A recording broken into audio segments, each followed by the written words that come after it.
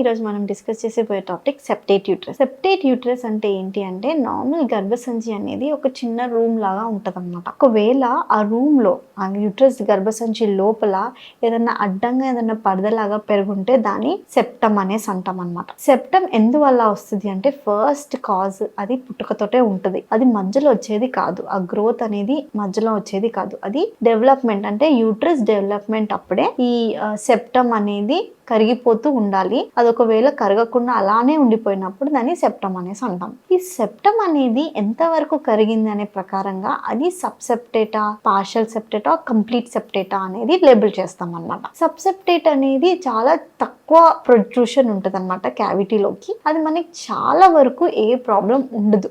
కొంతమందికి అది ఉందని కూడా తెలియదు. ప్రెగ్నెన్సీ అయిపోతుంది, పిల్లలు కూడా అయిపోతారు. బై యాక్సిడెంటల్ గా మనము తర్వాత స్కానింగ్ లో తెలిసేస్తుంది అనమాట అది సబ్సెప్టేట్. సో సబ్సెప్టేట్ వాళ్ళు చాలా వరకు ట్రీట్మెంట్ లేకున్నా కూడా ప్రెగ్నెన్సీ అయ్యే ఛాన్స్ ఉంటుంది. వేరే రకమైన పార్షల్ సెప్టేట్, కంప్లీట్ సెప్టేట్ ఏమవుతుంది అంటే ఈ సెప్టమ్ అయితే ఉందో అది కొంచెం వీక్ సెప్టమ్ అనమాట. దానిపైన ప్రెగ్నెన్సీ ఒకవేళ అటాచ్ అవుతే అది ముందుకు వెళ్ళే ఛాన్సెస్ తక్కువ ఉంటాయి. సో ఈ కంప్లీట్ సెప్టమ్ వాళ్ళకి డెఫినెట్ గా మనము ట్రీట్మెంట్ ఇవ్వాల్సిన అవసరం ఉంది.